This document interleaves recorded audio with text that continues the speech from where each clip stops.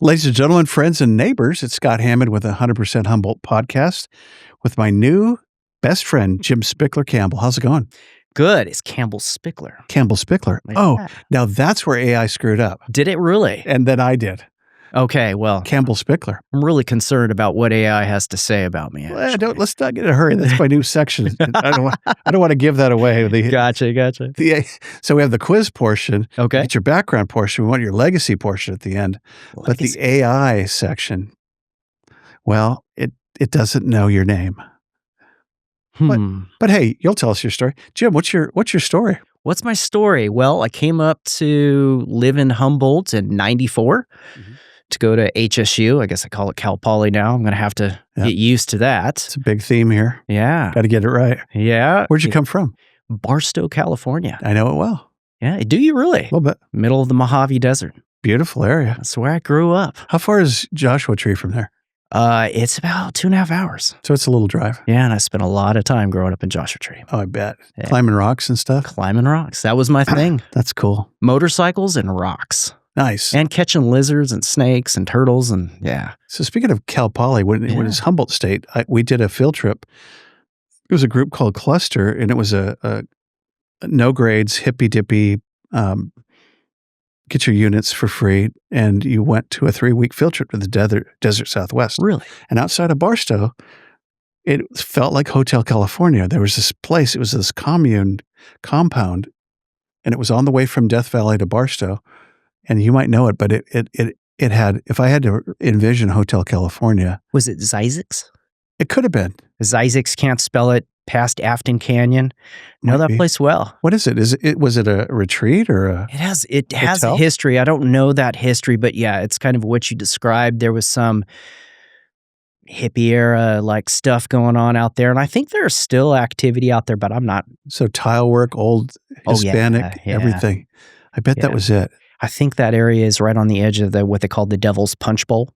Yeah. So it's just this vast expanse of desert. Yeah, I love that area. Just it's cool. Something about the Mojave Desert. Just you get on those roads out there and you look out and there's miles. You just see miles. 30 miles across the desert, nothing to obstruct your view. And no light pollution, right? No light pollution. There's the show at night. It's I know. What's going on? Well, take a look. Yeah, that's right. Oh, I love that. Yeah, we lived in San Diego, so we'd go to Anza Borrego Desert.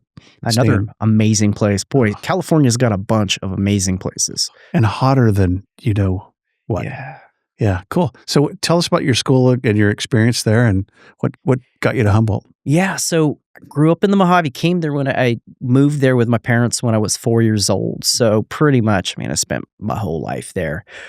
Always wanted to be a wildlife biologist, and Humboldt was the only school I wanted to go to. Of course, I applied for a bunch of other schools, but when I got accepted, it was a happy day, and came up in 94 to start that wildlife degree, and it was a different program back then. It was fun. So came up here, and the crazy thing, in the first 45 days that I lived here, I experienced more rain than I had in my entire life. It rains in Humboldt. Yeah, don't come here. It rains a lot. Yeah, but come in the summer.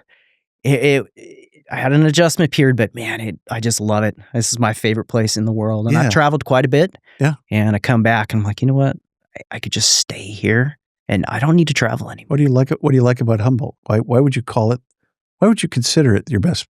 Well, first of all, the environment, the natural people, the open spaces, the forests, the wildlife. I like the people too.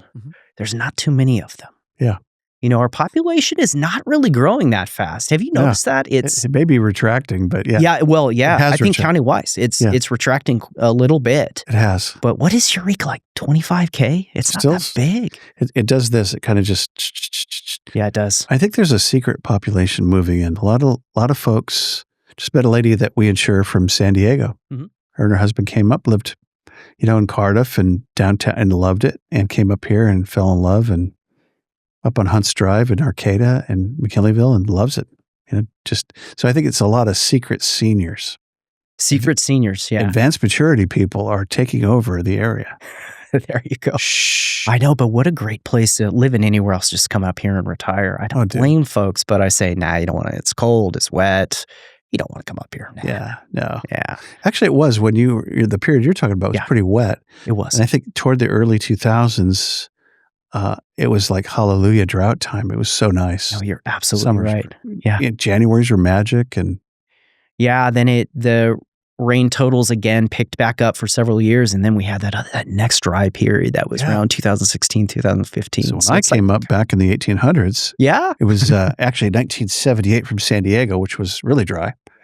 Humboldt rained like hell. It just was like one February. It rained one February, Nick, the whole month. Oh, I know. It actually had measurable rain every day of the month. Yeah. And it's like, what did I pick here? I know. We had a terrific rain year this year. This past season. Right? Pretty well. Yeah, it was about, 15% above average. And I know because last year it was 15% below average, so right around there. Mm-hmm. So, yeah. What'd you like about Humboldt State? Well, I just love the programming. Yeah, I just love the people, a bunch of other folks into wildlife, the professors. It was, at that time, a little bit smaller. And, coursework was fun. Mm-hmm. Got to go and explore, and just having courses, even the forest behind the university was a great place to explore. Oh, it's great. That's where I learned about salamanders and all the other reptiles that live in our area. Frisbee golf, lots of bike riding. But then, just when it came time for summer and you got to go get that seasonal job, get that experience, just being able to say, I'm a graduate or I'm a student at HSU. Nice. We're still like, oh yeah, we want to hire them because we know HSU puts out great field scientists. And that's what I wanted to be. For decades, right? I wanted to be a field scientist. Yeah. So you remember the cabin they found last year up in the forest? Yes. Somebody built a cabin in back of the Arcata Redwood Forest.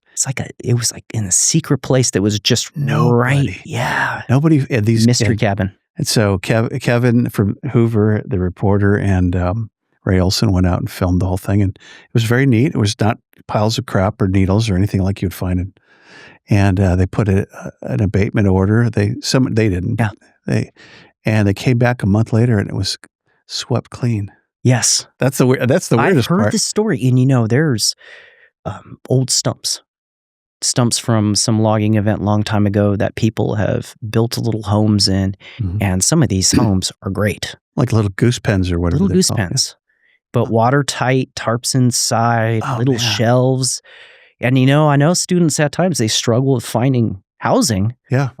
Hey, it looked to me, I was like, wow, I could live in this. This is pretty good. I spent a lot of time up there climbing trees. Wet inside, right? It wasn't that bad. Really? Yeah, it was decent living. There were hobbits up there. Yeah. So where'd you go after Humboldt? Did you travel the world? Well, I've traveled the world with my work, but I actually stayed on after my wildlife degree and completed a master's in biology. Oh, cool. Really then concentrated on forest canopy ecology. So started climbing a lot of big redwoods, did my master's research on a salamander called the wandering salamander. So I got to participate in a project that was a first investigation of life history and ecology of an animal, which a lot of scientists don't get to do this day and age, an animal that's newly discovered in the top of the tree. This was your guy. This was my guy, yeah.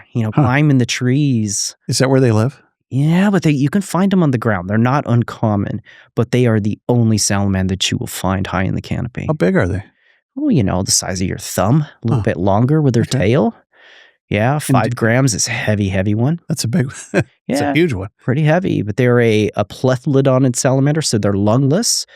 They don't need water to reproduce. The adults will climb into a place, find a crack or a crevice, they'll lay eggs, and they'll guard those eggs until they hatch, and the hatchlings are fully formed. Wow. So they are a salamander that does not have the need for water. Amazing. But they are lungless, so they have to remain wet. But yeah, I was just figuring out that they were up there trying to get an estimation of the numbers, how they were living, what they were doing. But what we know about them since my research is so much more, and it's fascinating what's going on. So that means you're a climber. I'm a climber. Yeah, that's what I did in the desert when I was a kid. I was a rock climber. So transferable skill. Transferable skill, exactly. Yeah, no fear of heights. That's a big bonus when you're going to be climbing tall redwoods Right. that commonly exceed 300 feet. So Strawberry Rock is nothing. Forget Yeah. it. That's I've been there before. I was like, do yeah, that this for is cool. breakfast. Yeah. Wow. So have you climbed, like, is it Hyperion? Is that the name of the tree? Been up Hyperion. I was part of the original research team that initially climbed to do the physical tape drop. It was discovered by a couple tree hunters. It was Michael Taylor and Chris Atkins, and I think they were using ground survey laser stuff. Wow. And so Steve Sillett and I. Where's it at? Located? It's Ish. Let's say east of Oric. So it's Redwood National Park. Yeah. Up the creek. Up some valley. Correct. Honestly, it's an amazing tree in that it's super tall, but compared to other trees in the area, it's not anything that I would call spectacular. Yeah. It's just a really tall tree, but the base isn't that big. Huh. And you'd be hard to pick it out from other trees. How tall is it? Just remeasured. Huh. It is finally made over 380 feet. Dang. Yeah, so it's a monster. Was the other monster tree in Mendocino County? Mendo Giant. Yeah. How big's that? Oh, I think it was. We used to think it was the tallest, and it was in the high 360s. Okay. Yeah. So this is the monster tree. Yeah. So back in the day, it took the big tree hunters going out, scouring the woods, using lasers and prisms to do these, somewhat accurate measurements on the top. But as time went by, started using LiDAR scan, and trees can't hide from LiDAR. What is LiDAR scan? LiDAR, it's like a satellite or a plane. It's lasers that are shot to the ground, and there's reflective, but they can build models of the topography. Oh, and they're super accurate. Yeah, so if those data are processed in a certain way, you can compare the ground level, because the lasers will shoot and hit the ground, pick up ground, and then they always hit the top of the tree. Wow. So now all the major remaining old forest have been scanned. So we can say with some certainty that Hyperion is the tallest currently. What's the accuracy? A couple centimeters? Oh, for LiDAR, probably not that accurate, but it helps you discover where the tall trees are, and then you go out and you ground truth. So you actually drop a tape from the roof? Wow. So the longest tapes that can it go straight down? I mean, you got to have branches. You can, but you put a weighted bag on it, and you have to. It's a process, man. You got to establish the average ground height, because if a tree is on a slope, it's like, okay, well, where did that stem originate? So it's not at the highest part on the hill or the lowest part. You got to find the average of the high ground, low ground. So for repeatability, we will survey in that ground height, and then we'll often put a tag on the tree so that when we go back, we can use that. We'll know that that tag, let's say, is 2 meters above ground height. So when we go back and measure, we can drop the tape and get it. Wow. Yeah. So if you're just joining us, this is where I do kind of a professional break. Yeah. And then I'll use my prop. Watch how I do this. Okay. If you're just joining us, it's my good friend, new best friend, Jim Campbell-Spickler. Thanks, AI. And by the way, Hyperion's right over here near Redwood Park in California. It's a national park, and it started in 19 something, and I don't have any background in that, but that's okay. Yeah. There's quite the history with the parks. I can say that there was an era where, when the area where Hyperion is located, that area was coming into park. The park was acquiring it. Okay. But the logging companies that owned that property, they had this period that they could cut to. So it was like at the stroke of midnight, whatever's on the ground you get to take. So there was this mad push to cut as many trees as they could. Cut like crazy. They cut right up to Hyperion. Shit. I mean, crazy. If they'd had another half a day, Hyperion would have been taken. Gone. Yeah. Man. So Hyperion it's adjacent, pretty close to a clear cut. It's right by pillage, man. Let's boom and bust. That's our story at Humboldt. Weed, trees. I don't know what's next. Well, things grow up here, so they do grow. Man. They do grow. We have some friends up Redwood Valley that it's pretty fascinating as you go back way up into the valley. It's just amazing and lovely, and that was a main thoroughfare back in the day. So, where did you travel after you went to Humboldt? You said you traveled a lot around the world? Yeah. So, starting, So I was traveling with work. So I spent a lot of time in the Pacific Northwest, Washington, parts of Canada, Wow. Oregon. But then a little bit later on, a few years after I had started my environmental consultancy that really specialized in research that was rope-based, I started doing more international work. Whoa. Not only scientific work, but also with film and television, specifically like natural history stuff, BBC, National Geographic. Wow. I took the rope skills that I had acquired over all those years of climbing and became a rigger. Wow. And as a scientist, also, I'd sometimes be on camera, but that wasn't my favorite part. I like to be behind a camera or rigging for the cameraman. Gotcha. Yeah. So you'd rig it up and then they would go up? Yes, and quite often I would be the second or the assistant to the camera person, just making sure that they're able to do their work, do their art, and I'd make sure that they didn't mess up and fall. Don't fall. Yeah. Whew. Yeah. I can't imagine that's got to be harrowing. Have you seen some falls? Or have you fell? I've taken little falls here and there, but any fall from height in these trees would be fatal. Sure. I do have a sad story of a contracted employee of mine, a contractor who was a climber working on a project. He took a pretty substantial fall, 100 feet. Oh. He did survive, but it impacted him. I'm sure it would. Yeah, it changed his life. Yeah. That would be hard to do. Yeah. So beyond that, you came back to Humboldt.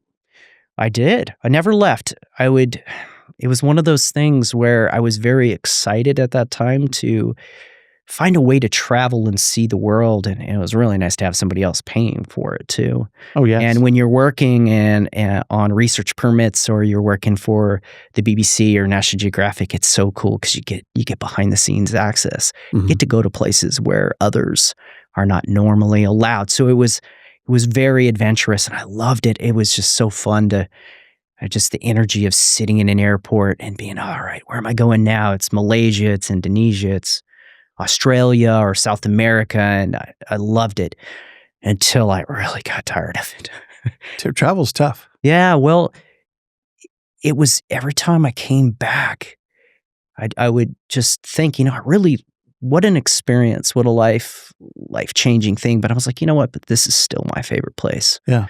And it just got harder and harder to leave. I don't know how to explain that. It says a lot, actually. Does it? Yeah. Yeah, my dad golfed Baywood. He goes, Scott, there's no place like Baywood in the world to golf. Yeah. Because I love coming up here. So the uniqueness of our area. So you were a rigger. So you would go up and rig this stuff up, and these cats would do their thing. Yeah. And then, so talk about access. What did you guys have? Killer food? Did you meet, Henry Fonda? I did. What kind of killer food? No, we're talking camp food. It really depends. But you had access to places that were unique. Yeah. Okay. But I gotta admit, I'm just not a foodie. Okay. So I eat to survive. And so a can of sardines or something I'd be great with. Sure. Well, protein. And often if we're, especially let's say on a expedition to Malaysia or we're in Borneo somewhere, you'd have a camp and the people would cook for you and it was passable food. It was good. But sure. God, those are not the things I remember, Scott. I don't know why. I go to food. You go to, hey, we had access to this magic place that no one ever gets to go to. And you go, oh, that's pretty cool. No, for me, it was taking the camera out and taking pictures of animals that I had never seen before or never thought I'd ever get to see. Mm-hmm. I remember the first time I saw an orangutan in the wild, I was just blown away. I was like, wow, this is amazing. Wow, that's cool. Yeah. So Joni hikes a lot now, especially everywhere. And she has two apps that she uses. One is for flowers. So she can become this flower freak. And yes. Just like little, she come here and see this. I go, I'm looking. I don't see the flower. No, it's right. Oh, that's a flower? That's a flower. And she's finding all these freak show plants out at Millell Dunes and up in Hope Creek and all the places. But then she got this bird app. She goes, look, we're at Patrick's Point Sumig last Saturday. Look, this is a blah, blah warbler and a other thing. And this, do you hear that? And I go, hear that one that sounds like a referee whistle? And I go, really? That's a fairy thrush. Yeah. So you already know. See, Joni, good call. Yeah. No, I bet. Do you remember what it's called? Merlin? It might be. Audubon's Merlin. No, I love that app. The two apps that you were talking about are my go-to apps. Mm-hmm. Yeah, the plant one is amazing. Yeah. Take a picture. Did you know that now that technology, that AI, whatever they're calling it now, is actually embedded in an iPhone? Yeah. You take a picture, you can hit the info button, and there it is. Yeah. Oh, it's fascinating. Yeah. Mostly accurate. So let's talk eagles before we do that. So AI claims. Okay. This is going to be fun. And you could disclaim this. Okay. Degrees in zoology, ornithology, and forestry. Is that you have 3 degrees? No. Oh, those are just specialties? No. Where did AI? I don't have any of those degree. Okay, so wildlife, it is a zoology degree. Wait, do you have a degree? Yes, a couple.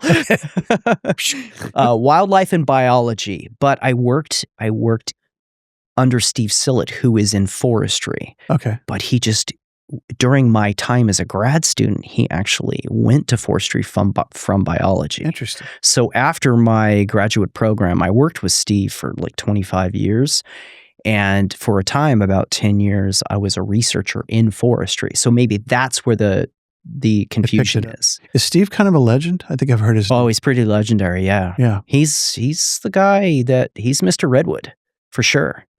Yeah. Amazing scientist. Good guy. Who's our guy from church that leads worship, and he's a great guy, and he teaches forestry, and his wife owns Pivotal Connections. She's a PT on the Plaza in Arcata. I don't know them. And your name is I'll tell you in a minute. You'll probably know who he is. A forestry professor? Yeah, great guy. I'll think of him in a minute. Okay. I think he's from Brazil. I think he's Portuguese. Oh, newer professor then. Yeah. Must have been maybe after your time. Now that I think about it, we're in 2025, and so it's been a minute. It's been a minute. I can't believe it's been 20 years since I finished my master's degree. Wow. God, I just realized that. Wow, I'm getting old. Yeah. Join the club of advanced maturity. There you go. So you are the director of the zoo now. I am. Sequoia Zoo, is that what it's referred to? Sequoia Park Zoo. Okay. But before that, and maybe concurrent, you did the Eagle Project stuff. You want to talk about that? Tell that story. Yeah, so I'm also still the chief biologist for a consultancy called Eco Ascension, which used to be an LLC, but it's basically a DBA now. Mm-hmm. So wearing that hat, I still do a lot of contract work with bald eagle, with all different hawks and eagles, the big birds. Yeah, so I still do that. That's something I've been doing for 25 years now, and each year in the spring, I'm still going out, accessing nest, working up chicks. We take the young eaglets down, usually when they're 6 to 8 weeks old. We take feather samples. We put sometimes spatagial tags, so that's the big tags on the wings, but often we'll put on the bands on the legs, collect blood samples, measure up, get them ready.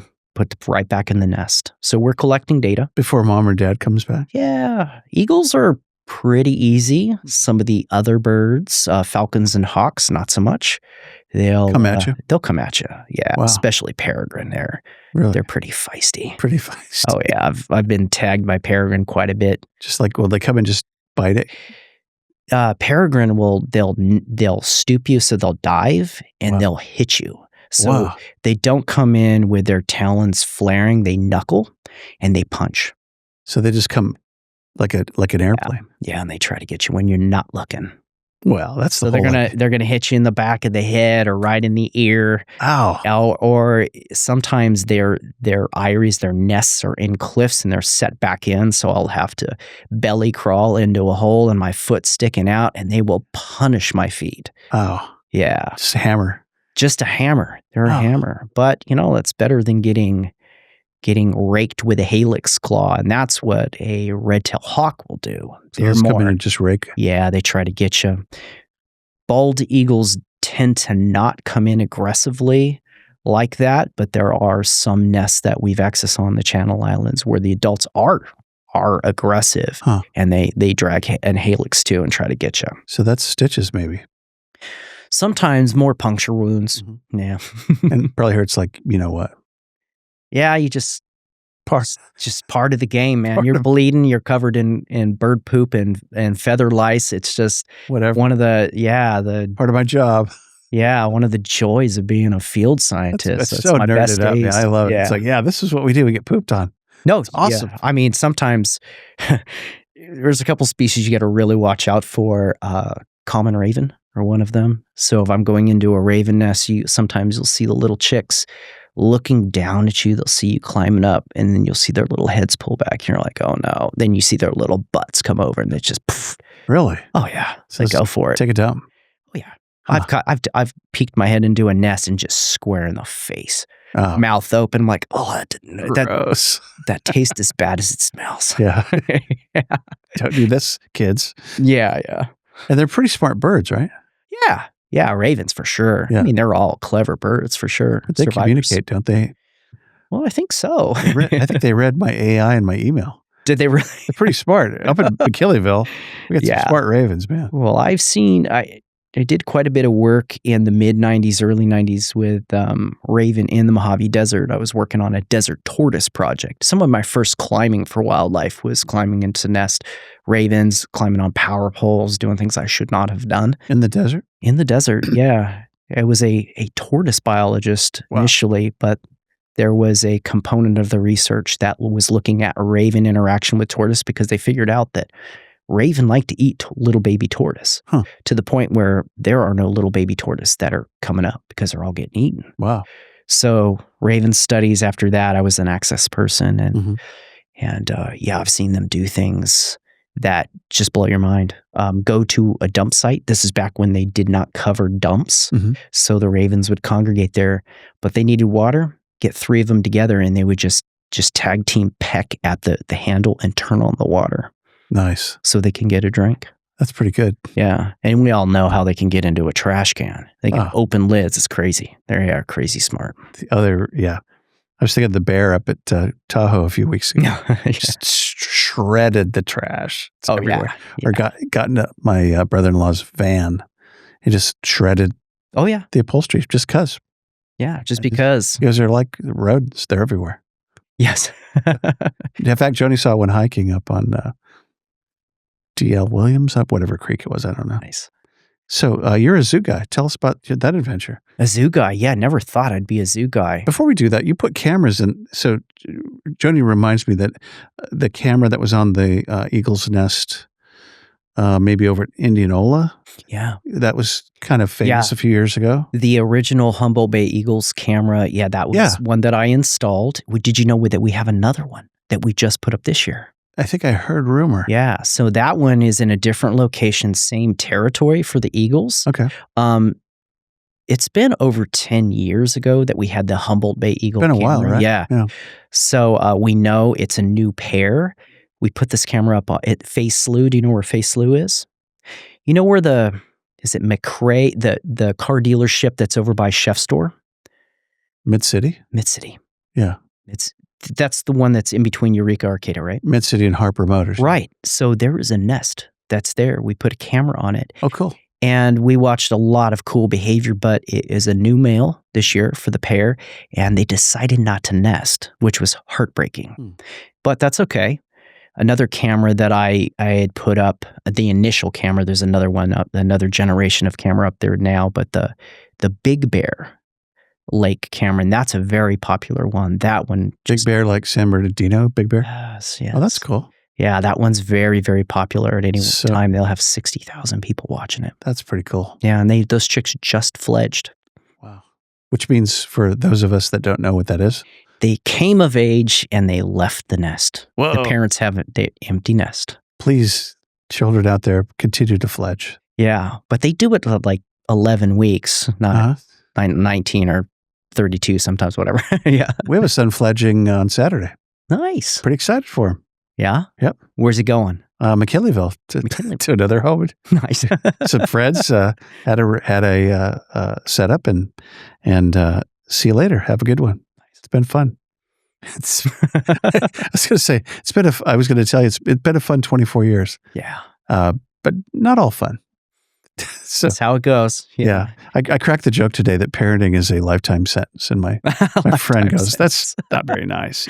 Don't say that. Well, it's funny you say that because the eagle adults, when these chicks get to that age where they're just about to leave the nest, the adults have to pretty much stay away from the area where the young are because the young are so demanding, they're hungry, and they want to be fed. So they're mobbing the adults. Adults are just like, you know what? I'm going to sit out here on this branch. Got that feeling. Yeah. Yep. Yeah. We're going to go to Blue Lake tonight, kids. Yep. Good luck on that dinner. That's right. You're a grown man. Go for it. You can cook something. Yeah, no, that's good. So Sequoia Park Zoo. Yeah. What a great thing, man. Arkley's put a lot of money in that a few years ago. Did. Yeah. Well, it was in 2004 when they put a substantial amount of money into build that main pavilion. And that was really second step on a major evolution to the zoo for sure. And there's not that many zoos in the I was going to say in the state. How many city zoos are there? There can't be a whole lot, right? City zoos, boy, I don't even know ownership of the other big zoos, but we are one of the smallest accredited zoos. So our Sequoia Park Zoo is accredited by the Association of Zoos and Aquariums, and this is the same accrediting body that all the big zoos that you know and love are accredited by, like San Diego Sacramento, Zoo. Portland. So we're a little fish in a bigger pond for sure. That's cool. There's the closest zoo to us, like 6 hours, probably. Wow. San Francisco, then Portland. Sacramento has a zoo. Yeah. Well, Folsom has a little zoo, I think. It's not accredited, is it? I don't think it would be. Yeah. It's got weird wildlife stuff. Yeah. It's small. But we're think about having an accredited zoo in the city of Eureka. Surrounding area, maybe add it all up, 75,000 people. But we have this amazing, just beautiful little gym. Wow. So how long have you been at your post? Going on 4 years. And what do you do? I am the director. So, every day, like it's everyday task of managing a zoo. It's managing staff, making sure animal care is top shelf. Donations? Yeah, donations too. I'm also the chair for our zoo advisory group. Gotcha. Jeff Lamry. Yeah. What's up, Jeff? Yeah, he was a former president to our former foundation, our former partners, yeah. Is there still a foundation? Yes. So we are working now with the Humboldt Area Foundation. Oh, great. They are our fiscal partner. Oh, that's great. So they hold all of our funds. We have 9 funds, and we advise spending through our advisory group at the zoo. That's really cool to be associated with those guys. Yeah, they're amazing. They have a lot of skill and money, and they do a lot of expertise, and it's a really good situation for us. It's we're going on roughly a year now under this new relationship, and it's going really well. That's really cool. Yeah. And the zoo is, it's evolving. The 3 years I've, 3.5, 4 years I've been there. It's just amazing the changes we're seeing and just how the community is supporting us. And it's an exciting time to be a director. I feel so cool. I'm blessed to pinch myself every day as I go to work. It's really amazing because I imagine zoos as a whole are not like prospering, growing, and hitting records. But it seems like this was Skywalk and everything. The Skywalk was the game changer. Yeah. Tell us about Skywalk. It's right over here. Skywalk. It's here in Eureka. Yeah. So our little zoo was popular in our community, but I wouldn't say it was an international destination before the Skywalk. We'd get on average like 40,000 people would come and visit us annually, mostly local. Okay. Yeah. That number's up to 180. Get out of here. Yeah. Wow. That's so numbers are down a little bit this year, not because of less demand. It's because we've had a pretty wet year. So we had several closure days, but we're just right at that level. So it could be so wet you'll shut her down. Yeah, and just it's wind. Because it's slick up there, or just the wind? We're not so worried about slick. It is the wind and the inherent danger of just having anything that's under big redwood trees. It's going to fall. Yeah. So are they pretty limbed in terms of safety? I imagine. Am I asking the right question? No, you're absolutely asking the right question. You set up all the rigging for those trees probably. Did you personally oversee a bunch of that? I did. And so I would say a lot of those, they are in a natural condition, but they are inspected daily So when hazards are identified, they are taken care of. Gotcha. But we didn't go up there and do a lot of preemptive branch removal, things that we thought might be dangerous. Instead, what we do is a technique called boot pruning. So you go and you just kick the crap out of stuff that you think might fall, and that was before we even put the platforms up. But I commonly will fly a drone and do inspections, especially after big wind events. But really, every morning before we open, there's a visual inspection. It takes about, if you, on a good day, you're doing it fast, 20 minutes. If you feel the need to be very, very thorough, it can take over an hour just to inspect. Yeah. And we do this for the safety of the people that are joining us and just enjoying this. But at the end of the day, same thing. Walk through, look up, make sure there's no vandalism. That's a thing we have to deal with, graffiti, and just checking the structure. The Skywalk is amazingly durable. Yeah, it looks like it's blowing my mind, actually. Every time we go up, it's just fun. And it's longer and bigger and funner than I thought. I know. And it moves a little bit. Yeah, it's dynamic. Have you been up there during the winds? Not yet. Okay, just go up there, look at your forecast, look for a day where it's 30 miles an hour. Go at a time when we put it under what's called a weather watch. Okay. So a weather watch is conditions that are kind of a little bit sketchy. We may need to close it if the forecast is, if it's a little bit more windy than we thought. But you get up there and you'll really feel just how dynamic the thing is. It is arcing. Yeah, there are a couple trees that are platform trees that the tops will arc like a 3-meter radius. Whoa! So they're just whipping around. They're whipping. How many skywalks are there? I mean, in the world? I mean, there must be several, but is there any infamous ones that are? Boy, that's a great question. We do have another somewhat local one that's up in Del Norte County. It's at Trees of Mystery. Sure. And I recommend people check that one out. Of course, I'm partial to ours. Ours is ADA accessible. Right, which is amazing. Yeah, and theirs is more of a Swiss Family Robinson feel.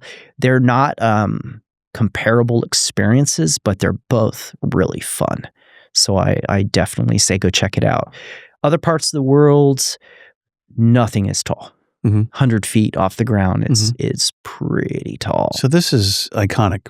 It's standalone in many ways. I think so. And to say it is an international destination is true.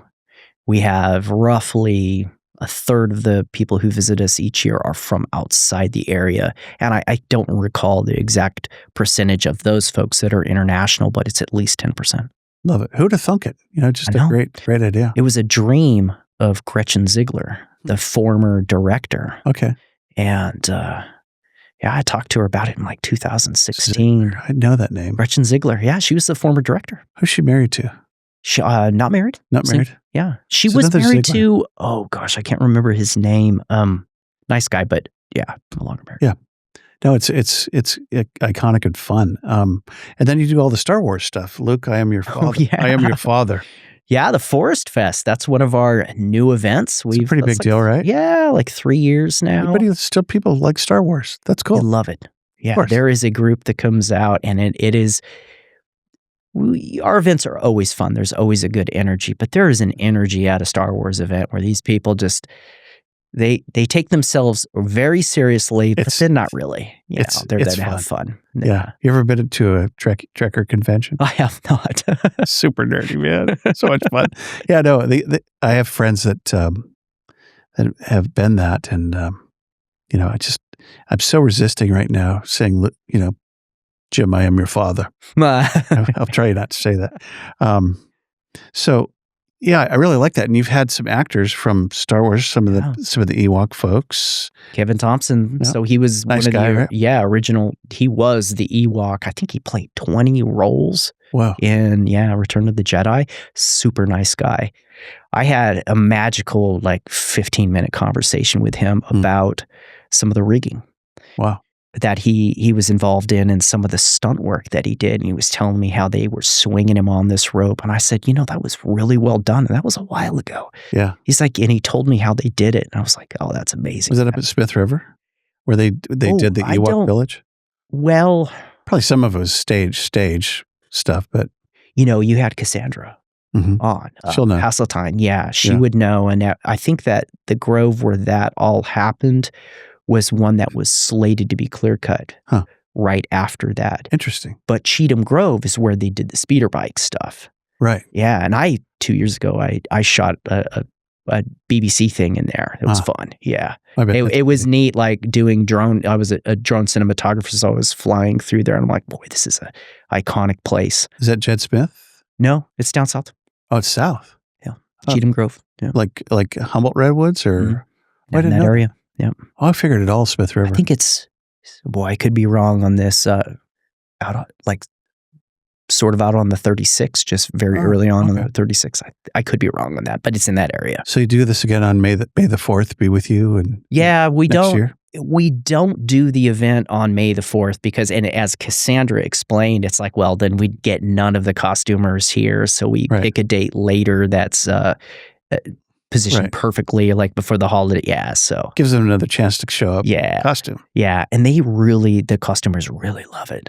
Oh, because Boba Fett guy's great. Oh, yeah. And they get to be on the Skywalk. And so after the event, we do a little after hours little party for them, spend 45 minutes up on the Skywalk as the movie's playing in the park. And they just are up there and they just love it. So. Just digging it. Oh, just digging it. Yeah. In their element. Totally in their element. I like my favorite. I don't recall the gentleman's name, but he's the Wookiee and he's the Darth Vader guy. He is this very tall man.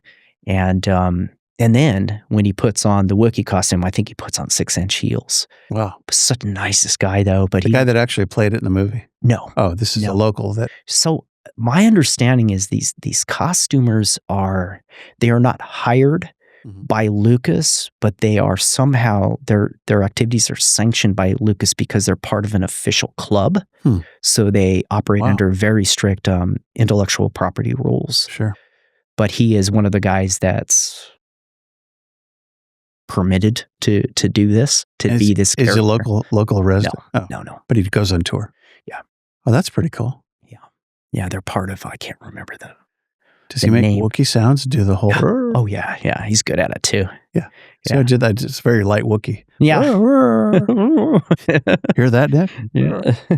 I love it, man. So, way to take the zoo to the next level. Thank you. Yeah. Yeah, we've got so many cool things going on. Like...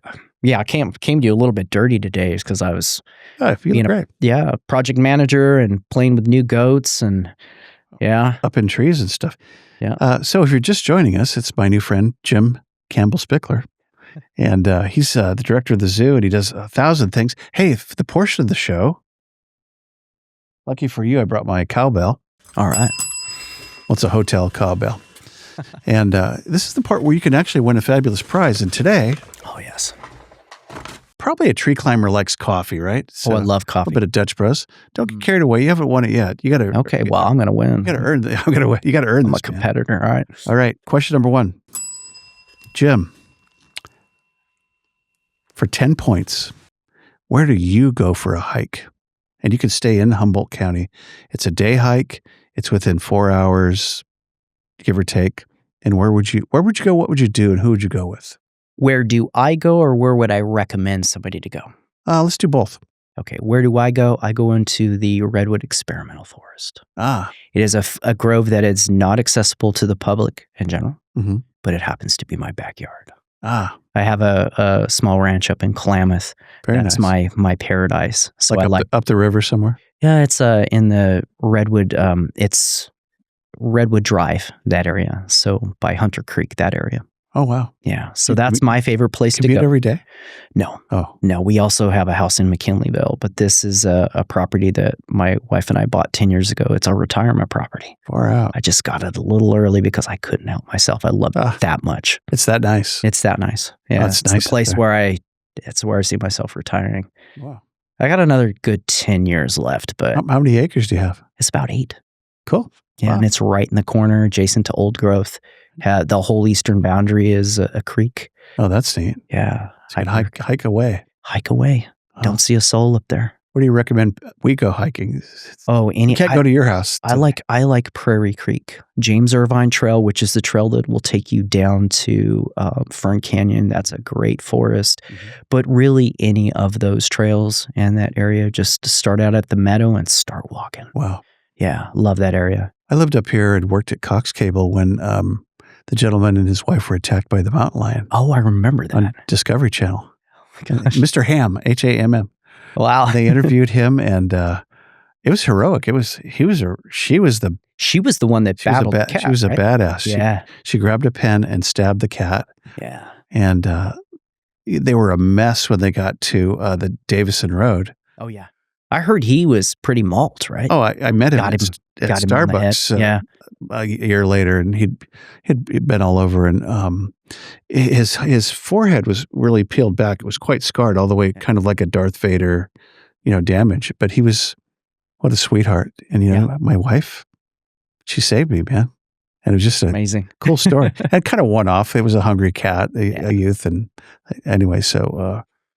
I've had a couple scary cat experiences too. Well, especially up where you would be, right? Well, I was up in Washington on the Olympic Peninsula. Oh, wow. You got one come at me, and it was toe to toe from me to you, that distance. Like a cougar?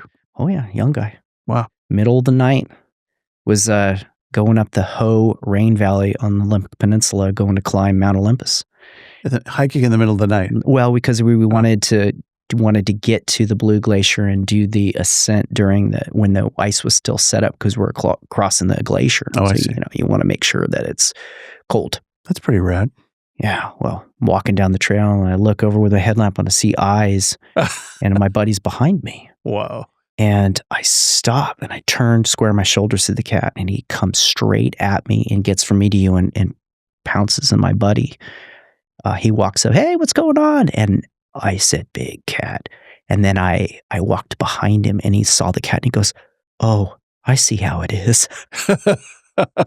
But he had his guide axe on the back of his backpack. Oh, good. So I pulled off the ice axe, and I said, "Walk down the trail," and went back to back with him. And I just had that axe up, and that cat just watched me the whole way. And it really, from me to you, it was bizarre. Pretty weird. Yeah. Yeah. Nature gets real. It does get real. That's about as real as it gets. Question number 2. Okay. For all the beans. So this is not a sardine meal. This is wherever you want to go with your better half. Mm-hmm. Where would you go out to dinner?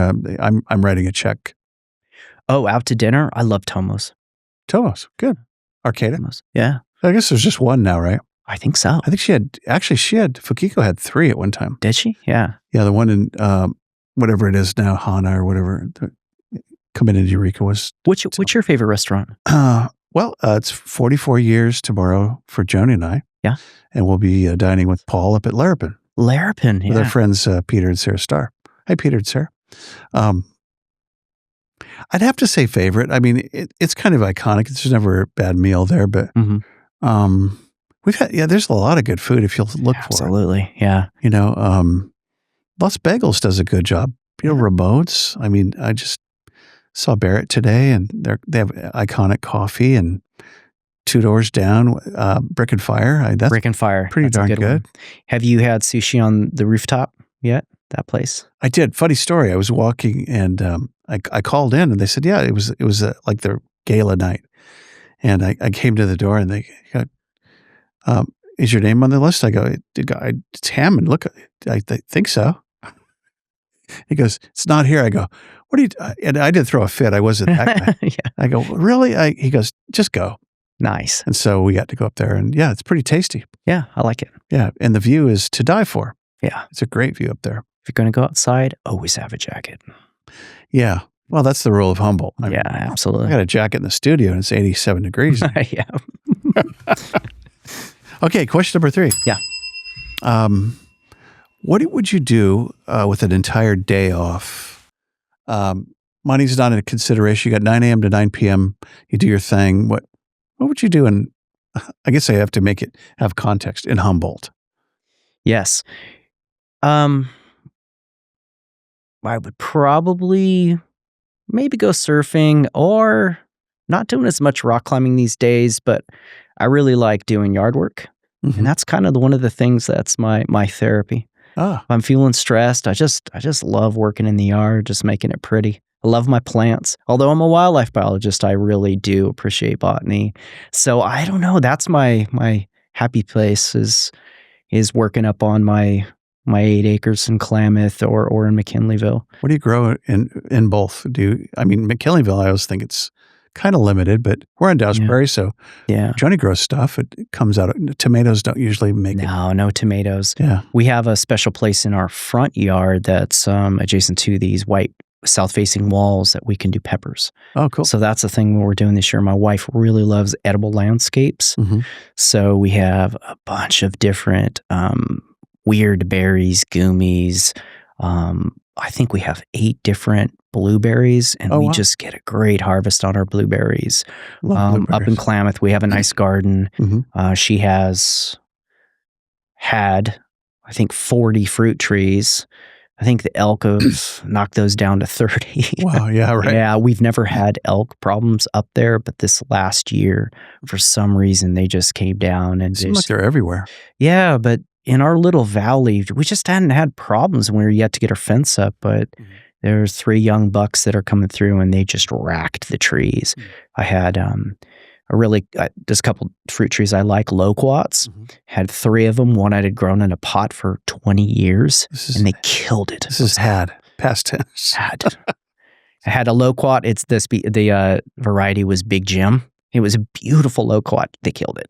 Wow, it's gone.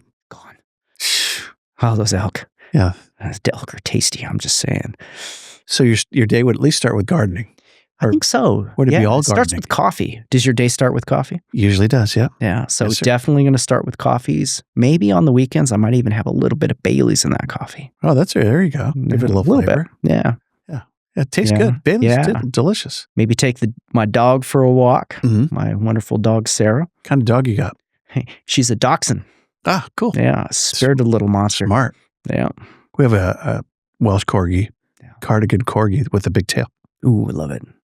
Corgis are cool. 15 years old. Yeah. I could stand right behind that dog and she can't hear a darn thing. We... deaf as a bag of nails. Just last week, we lost we had another doxie. She was going on 17. Wow. Just lost her. That's pretty old. Yeah. Huh. But like you said, couldn't hear a thing. Yeah, lost her hearing. Yeah. Good dog, raised our family. Yeah. Better job than me. Just kidding. Love the dog. Yeah, no, she's part of the dog. Yeah. She's part of the family. Yeah. Anything else in that day off that you want to? Well, I try not to work, but I always seem to find a way to get on the phone. Even some days on my days off, I like to go by the zoo and just be a visitor. Nice. Still love that place. That's really cool. See, that's a good job. A job where you just want to show up. When you're, it's not a hardship to get up and make it there every day. Every day is just so fun. Staff is so amazing there, and our animal family is just, I don't know, I like it. There's just a good energy there. That's cool, man. Yeah, so I try not to work, but I might. I haven't been surfing as much. I bring it up. I was like, man, this is the time of year I'd like to go surf. I might do that. There's a little surf out there. Yeah. Used to surf in San Diego. Yeah. Oh, the quote, find a job you love and you'll never have to work another day. Love it. Yeah. Where do you surf? Well, one of my favorite breaks is actually right up in Klamath, just north of Trees of Mystery. It's False Klamath, they call it, or Wilson Creek. You have to go over the hill to get there? No. Oh, it's right at the bottom of the hill. Oh, where the by pond a rock. is? Yeah, right there. Yeah, it doesn't always work, but when it does, there's hardly anybody that's ever there. And it's a really fun little pseudo point, little beach break, little sandbar. Nice. Love that spot. Or anywhere Moonstone, Fifth Ave, those places. Yeah. Our date night has become Scenic Drive. Yeah, I love that. We break up the van and the goodies and just watch people surf. And one day there was a guy with he was a paraglider or whatever that is. Yeah. He ran and he jumped off a perfectly good cliff and would float down to Camel. Right off there, he jumped off there. And then go back up the steps. And he did 4 times. I'm filming this guy. I go, this guy's crazy. Totally crazy. It's but he would get this long run and just go for it. And it's he's going to die. And he didn't die. That's good. Yeah, we're glad that he didn't die, by the way. Well, hey, Great having you. Yeah. Thanks for having me. Oh, let's get a hold of you and sponsor and pay money and donate. How do we get a hold of y'all and make sure that if we want to participate joyfully with our resources, we could do that with the zoo or check out our brand new website. Okay. So we are the Sequoia Park Zoo, but our web address is redwoodszoo.org. Oh, good one. Yeah. It's a little bit easier to spell than Sequoia. Yeah. And it turns out that matters. So check out our new website. You can sign up for our newsletter. We've also got a donate tab on there, and you can see the different funds that we have at the Humboldt Area Foundation. You can give directly through that portal. Love it. And come by and visit. That'd be the big just thing. come by and check it out. Yeah. Yeah, we got a couple cool things coming up. We're just finishing the remodel on our red panda habitat. Right. Read about that. Yeah. And you may have heard about our new bear, Ishunk. She's very popular right now, but a little secret I'll tell you is we have another bear. Oh, sweet. Yeah. He doesn't have a name yet, but he's a little 1-year-old. He's about 16 months now. Wow. He's a little blonde bear. He's handsome, but he's brand new. Huh. We just got 2 new goats. So we could go see those guys tomorrow? Yeah, not tomorrow. Some of the animals I'm telling you about are very new additions to our family. We also now have 6 spider monkeys. Cool. So we've welcomed back Sprite, who is the daughter to our old gal monkey. Her name is Candy. Wow. She, I think, is 57 now. Crazy. And her 30-year-old daughter returns to us. Wow. From another zoo, so she's made her way back here. But it's just a fun time at the zoo right now, and we've got a lot of other projects that are coming up, and we're stoked. It's a fun time. It sounds like it is time. Hey, all right, winner chicken dinner. Right Enjoy that on. coffee. All right on. So we didn't get to play our AI game. Maybe that was got my name. AI, yeah, that was enough. I think AI just flunked on that today. Right. So thanks for being here. Yeah, well, Appreciate thanks you. For having me. We've been trying to do this a while. So thanks for being had. So hey, if you're wanting to donate to our cause, you could do that now. We have a little button on our Buzzsprout site, and if you want to review or say something nice, you're welcome to. We put everybody in the hat for a drawing. So I want to thank Dick Taylor Chocolates and of course Dutch Bros and my main man Nick, Growing Pains. He's amazing. And if you want to join us next time, we'd love that. Scott Hammond, 100% Humboldt. Make it a great day.